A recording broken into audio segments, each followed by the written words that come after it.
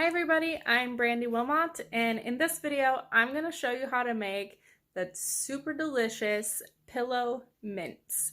These are the ones that you find at weddings. They're kind of crunchy, they melt in your mouth, they are so delicious, and I'm going to show you how to make them. It is quite a process, just like any other candy making, but let's get started. The first step is to measure out your sugar. I am using a total of 17.75 ounces. I just need 2 more ounces. It's very important when you are baking or making anything with sugar or chocolate work. The measurements are just very important. I'm using a gram scale because my other scale is broken, but always make sure that you tare. So you just push the tare button. It zeroes it out so you don't get the weight of your cup. Next, we're adding 3.5 ounces of water to the sugar. And we're going to stir this up so that it all gets nice and like wet sand texture.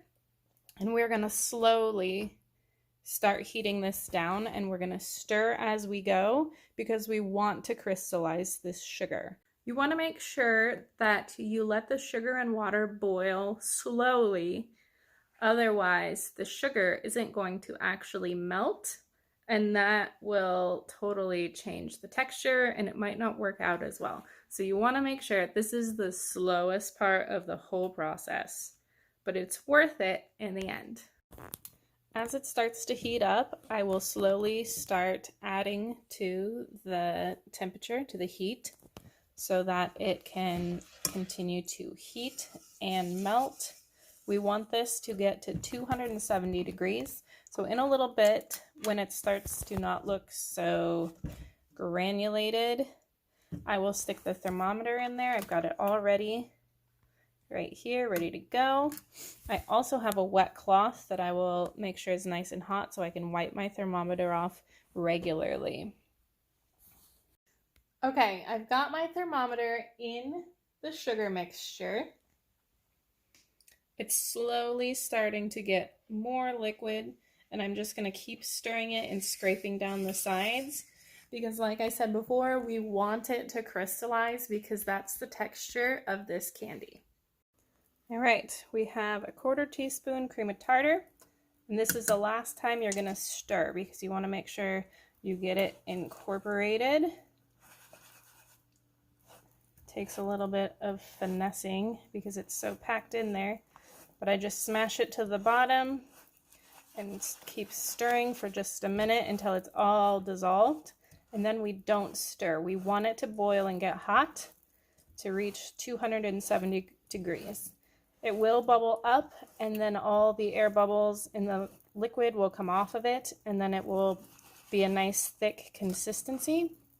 And by the end, we will have our temperature all the way on high.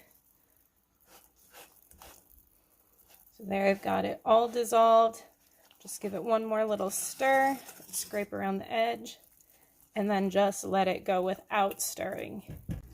So here, it's going off because it was touching the bottom, but it's almost there. Whenever I pull the probe up a little bit off the bottom, it's not quite there yet. So at this stage, when we're really close, you just have to be careful about where your probe is. But see how thick and syrupy it is now? That's exactly what we want. Then we will take it over to our marble slab. Next step, pour onto marble slab because marble can take the heat without hurting it. And we want to be careful to try to make it as even as possible, and it's got to cool down to 120 degrees. I also wanted to make sure and mention that I have very, very, very lightly oiled my marble slab and my bench scrape, just about halfway up. That way the sugar will come off of it. You can see it does stick a little bit. I'm just agitating it and spreading it out so that it will cool down. You can see it kind of is looking crystallized and not typically like you want your candy. But again, this is what we want for this particular one. Now we're still about 130 degrees Fahrenheit, so I'm just spreading it out. This process does take several minutes, but you don't want to add your flavoring if it's too hot, because then it will just vaporize and it won't taste good at all. Now I'm just agitating the crystals, the sugar crystals, because that's what you want to do for this type of candy. As you'll notice, I have some crystallization and leftover stuff in my pan here. No need to worry about that. All you have to do is fill it with water and let it soak. Okay, my sugar is cooling down. It's starting to look pliable. So I'm gonna keep working it so it cools down and then add the peppermint and start pulling it. All right, so I've got the peppermint in there. It's warm to the touch, but you just start pulling it like this to incorporate air and agitate the sugar crystals. And it will get really light. And then you just pull it into a thin, small tube. Sometimes I roll it. You can do a different color with it and do a traditional peppermint look with red and white. And then you just twist it back together before you cut it. But I'm just gonna keep these white today. So you just pull it a lot. It's warm and sticky. It's fun. So not only are we adding air, but we're agitating those crystals. Oh, I gotta take my ring off. Forgot. It got dirty. It's okay. Now, the trick with the boiling, I will tell you, basically what you do is you're making simple syrup, so you cook it low and slow to dissolve all that sugar, and then you're adding cream of tartar, and that is what is going to help to make some of the crystals invert sugar, and it helps it to melt a little bit differently. That's literally all this is. Simple syrup with cream of sugar, and then you agitate it. See how white this is? It's gonna be so good.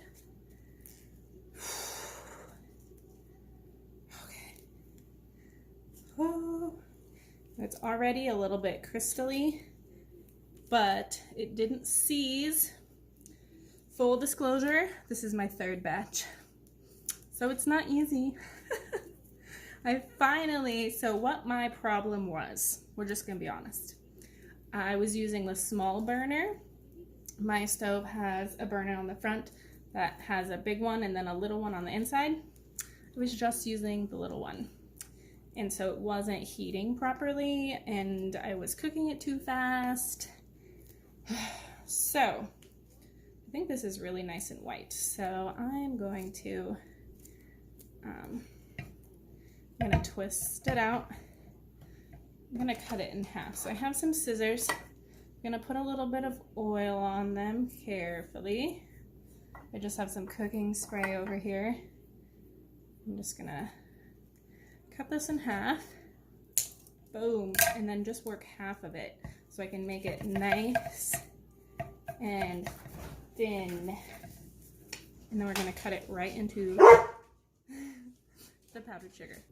Okay, so to cut it, I'm gonna work really quickly. I like to twist it a little bit, but that makes it a little more difficult to get the powdered sugar out of it later. But I work in small batches because as you can see, the heavy, it's gonna get real small in the middle because it's just gonna pull it apart. So I've got it twisted. This is when you would twist your two colors together. If you're doing two colors, you just make a rope. You just cut it right into powdered sugar. And that's going to ensure drying and they won't stick together. And Ugh. Usually they start to be edible within 6 to 8 hours, overnight or a couple days, depending on how humid it is where you are. It is winter here currently, and so it's very dry. After your mints have dried for about a day or so, just take them out and brush the powdered sugar off and store them in a container. You'll know if they are the right consistency if you bite into it and it's not chewy anymore, but it's very crunchy and melts in your mouth, which is typical of a pillow mint. Just like the ones I always love getting at weddings. It will be crunchy and melt. Thanks for watching.